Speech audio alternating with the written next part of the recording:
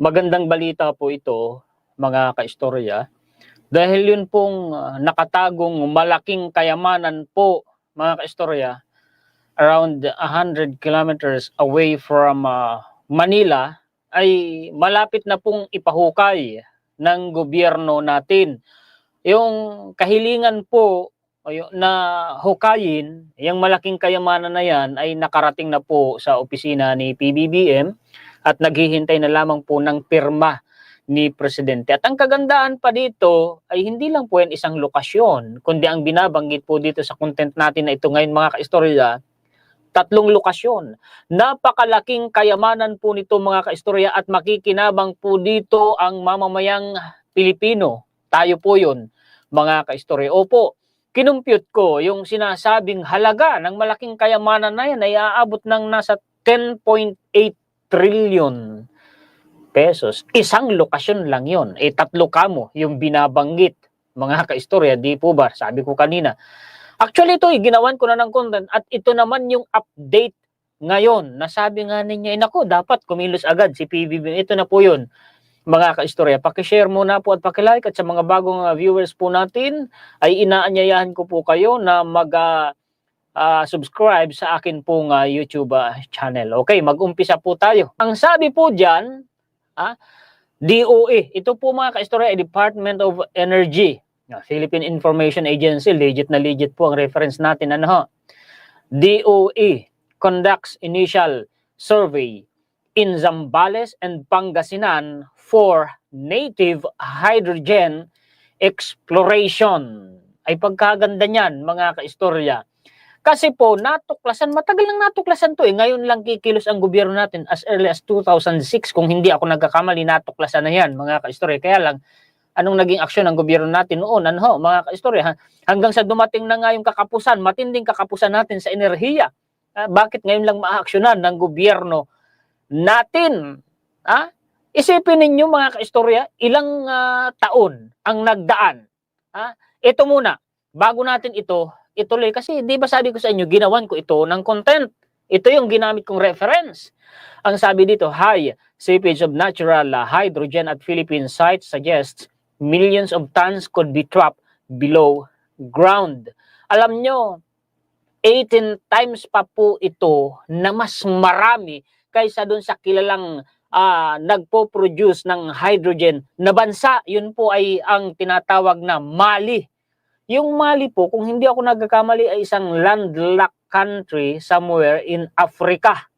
Oo, pero sila kilalang kilala sa hydrogen nila. Pero 18 times na mas marami umano yung hydrogen natin kaysa sa kanila. Isang lokasyon lang po ito San Antonio, Zambales lamang po ito. Pero meron pang binabanggit sa Butulan, Zambales at saka po sa Pangasinan na sinasabing sabay-sabay umano na iso-survey na. Ganun po talaga, mga kaistorya, sa exploration, mga kaistorya, exploitation ng natural resources natin. Una muna ay survey. Pagkatapos po niyan, magkakaroon ng exploration, drilling. Saka na magkakaroon ng exploitation kung saan pakikinabangan na natin. Yang hydrogen na yan, mga kaistorya, napakalinis po na enerhiya niyan. Ay di ba't proyekto ng presidente natin ngayon yun pong tinatawag na renewable energy? Makakatulong ito ng malaki. Alam nyo ba na ito'y pwedeng maging fuel po ng mga sasakyan, ng mga pabrika, at ng mga power plant? Opo, mga kaistorya. Ibig sabihin, di ba, nagkakaroon tayo ng kakapusan sa kuryente. Pwedeng makaproduce ng kuryente ang isang power plant na ang ginagamit na fuel ay hydrogen. At pwedeng tumakbo ang isang sasakyan na ang ginagamit na fuel ay hydrogen. Opo, ganun po yan kaganda. Basahin ko ito Scientists found that more 800 tons of geologic hydrogen is leaking annually from subsurface rock near Manila, about 18 times as much as from a 5 million ton underground reservoir in Mali. Yung binanggit ko po kanina, mga kaistorya, na 10.8 trillion tons o pesos na halaga, mga kaistorya, maikukumpara lamang yun yung nandoon sa Mali. Oo, mga kaistorya. Isipin po ninyo kung gaano kalaki ang 10.8 trillion pesos na yun kung i-convert natin sa pera natin. Kasi ang isang kilo umano o kilogram ng hydrogen ay nagkakahalaga, humigit kumulang, ay $20. So i-compute mo nang i-compute yan, 5 million ton. Ang 5 million ton, mga kaistorya, yung 1 ton kasi ay 1,000 kilogram yon. So i-multiply mo by 5 million yung 1,000. Pagkatapos i-multiply mo uli by 18. I-multiply mo uli by $20. Pagkatapos yung resulta, i-multiply mo naman ng 56 kasi yung palitan ng dolyar ngayon, mga kaistorya, 56 point something. US dollar po yun, mga kaistorya, no? Hindi ko na i-akon pa kung ano, yung mga mathematician dyan, basta yun na po yung suma total, ano ho, ng aking computation, para hindi na tayo maging boring at paligoy-ligoy pa. Ganon kalaki ang kayamanan na yan. Isa lang ito ha, nagsasasip lang po ito. Ito'y San Antonio, Zambales lamang. Meron pa pala sa Butulan Hot Spring at meron pa pala sa Pangasinan. Naku, ay ang dami pala, mayaman pala talaga ang Pilipinas. Mga kaistorya, kung noon pa sana ito natutukan ng gobyerno, edi sana kahit paano siguro ngayon nakakalasap na tayo ng magaan na pamumuhay, murang kuryente, murang pamasahe. Di ba? Alam nyo ba yung kayamanan natin na natural oil and gas po dyan sa West Philippine Sea? Ginawan ko yun ng dedicated content ha. Resulta ng research ng isang eksperto. Sobra-sobra pang pambayad sa utang ng Pilipinas.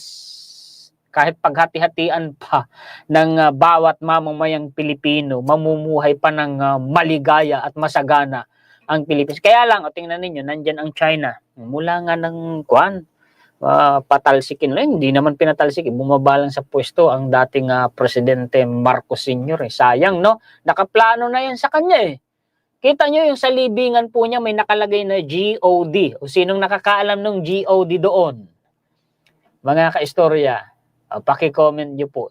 May kinalaman yon sa natural oil and gas po natin dyan sa West Philippine Sea at sa buong kapuluan ng Pilipinas. Dahil panahon pa ng Marcos Sr., pinasurvey na po nila yan. Nagsagawa na po sila ng research dyan, kaya alam na yan. Planado na sana yan noon eh. Kaya lang, tingnan nyo anong nangyari. In anticipation of President Ferdinand R. Marcos Jr. signing of the country's first service contract for native hydrogen exploration, the Department of Energy recently conducted a reconnaissance survey in Zambales and Pangasinan. Dalawang area po sa Zambales, gaya ng binabanggit ko ha, San Antonio at saka Butulan, Zambales. Tapos meron pa sa Pangasinan. Areas covered under the predetermined contract, areas offered in the 2024 Philippine Energy Bid Round. Diba? Sabi ko sa inyo eh. Alam nyo naman mga kaistorya na talagang ang mga dinidiscuss natin sa ating YouTube channel ay totoo, lihitimo. O kita ninyo, Bombo Radio, mainstream, Tagalog ito, dito na tayo. DOA, nagsagawa ng paunang survey sa Zambales at Pangasinan para sa native hydrogen exploration. Sige nga, basahin natin. Nagsagawa ng paunang geological survey ang Department of Energy sa mga piling lugar sa Zambales at Pangasinan na bilang paghahanda sa kauna-unahang eksplorasyon ng native o natural hydrogen sa bansa. Dekada na yan, tagal na yan.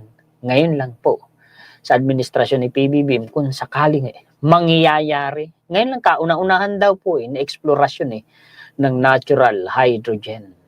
Ang hakbang ay kaakibat ng inaasahang paglagda ni Pangulong Ferdinand Marcos Jr. sa mga unang service contracts para sa bagong uri ng malinis na enerhiya.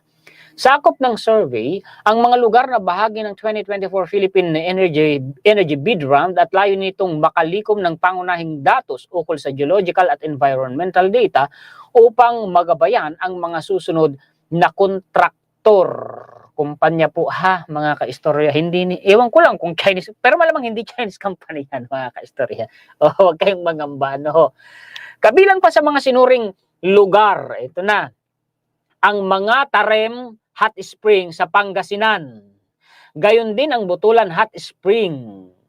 at nagsasasip sa Zambales. Yung binanggit ko sa inyo kanina na tungkol dito, yan yung nagsasasip sa Zambales sa San Antonio. So 3 lokasyon po, mga lugar na may potential na natural hydrogen na batay sa presensya ng hot springs at ophiolitic rock formations. Nabatid din na ang field assessments ay isinagawa kasama ang Mines and Geosciences Bureau, Region 3, lokal na pamahalaan at Municipal Environment and Natural Resources Offices. Dagdag pa rito, bahagi rin ng paghahanda ng DOE para sa unang training program sa bansa ang tungkol sa native hydrogen exploration na gaganapin ngayong taon para sa mga lokal at international experts. So talagang tinatrabaho ng gobyerno po natin.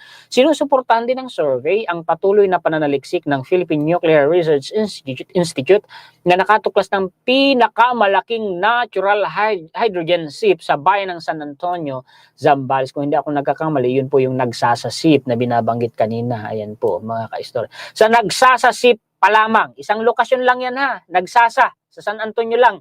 Hindi pa kasama yung sa Butulan at saka po sa Pangasinan ha. Mahigit 800 tonelada na. Actually, ang eksaktong numero ay 808 tonelada ng natural hydrogen kada taon ang lumalabas at may posibilidad pang may reserba sa ilalim ng lupa. Pagkaganda no, mga ka-istor. Sana naman, para naman maranasan natin, no?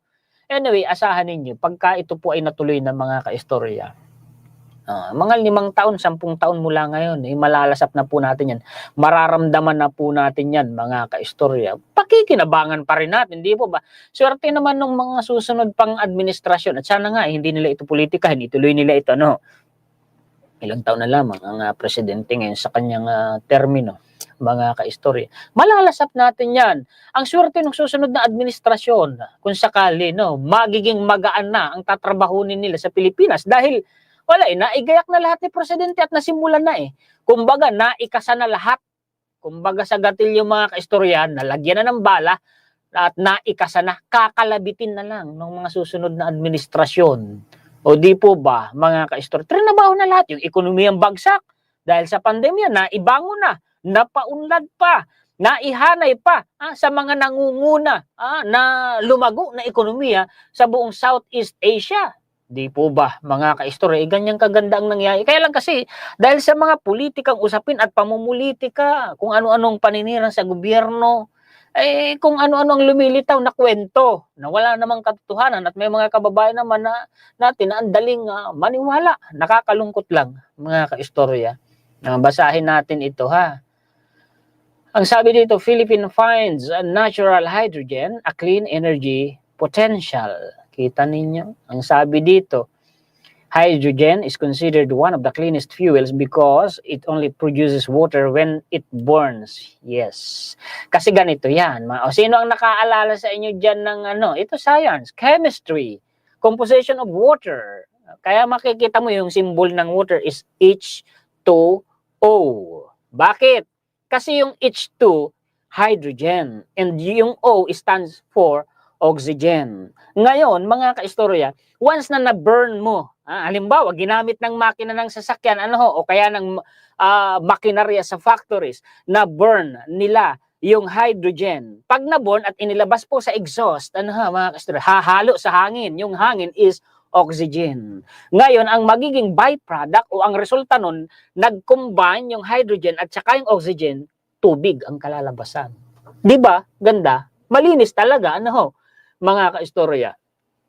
To reach, palakihin ko muna, to reach global net zero emissions by 2050, the world will need more than 500 million tons of green hydrogen. Today, most hydrogen is made using fossil fuels, so on and so forth. In the Philippines, a cluster of natural hydrogen seepage was recently discovered in the Nagzaza field in Zambales province, about 100 kilometers northwest of Manila. Pagkaganda Actually, alam nyo, ako, kaya ang sarap po mag-research mga ka-istorya Ang sarap po mag-research kasi marami ka pong matututunan. Ayan, yung akin pong mga nare-research at natututunan ay naibabahagi ko sa inyo, mga ka-istorya. Ito, first discovered in 2006.